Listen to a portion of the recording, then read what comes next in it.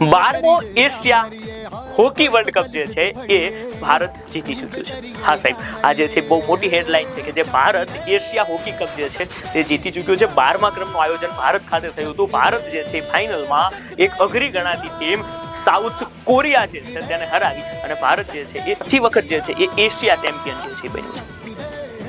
Asia champion કેટલી વખત બન્યું? ચોથી વખત જે છે બન્યું. સૌથી વધારે કોણ જીત્યું છે? 12 હોકી વર્લ્ડ કપ રમાયા, એમાં 12 માંથી 5 વખત 12 માંથી 5 વખત સાઉથ કોરિયા, 4 વખત ભારત અને 3 વખત પાકિસ્તાન જે છે એ વિજેતા બન્યું છે. તો 5 કોરિયા, 4 ભારત, 5 ને 4 9 અને 3 વખત પાકિસ્તાન, એટલે કુલ કેટલા થયા? 12 જે છે એ થઈ ચૂક્યા છે. તો ભારતની ટીમના જે છે કેપ્ટનનું નામ પણ જે છે તમારે અત્યારે યાદ રાખી લેવાનું છે. હોકી ટીમના કેપ્ટન જે છે મેલમાં હરમનપ્રીત સિંઘ જે છે એ કેપ્ટન છે.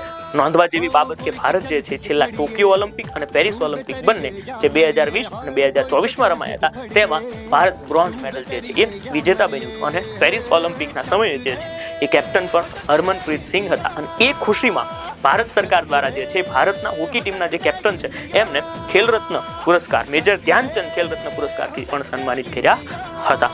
આટલું જે છે તમે યાદ રાખી લેશો. આ ઉપરાંત જે છે તમારે એક હેડલાઇન બીજી પણ યાદ રાખવાની છે, એ છે કે સાહેબ જેવું ભારત એશિયા કપ વિજેતા બન્યું એવું જ જે છે એ આવનારા હોકી વર્લ્ડ કપ માટે ભારત જે છે એ ક્વોલિફાય થઈ ચૂક્યું છે. નોંધવા જેવી બીજી બાબત કે ભારત જે ક્વોલિફાય થયું છે એ વર્લ્ડ કપ જે છે હોકીનો વર્લ્ડ કપ જે છે એ બેલ્જિયમ અને નેધરલેન્ડમાં રમાવાનો છે.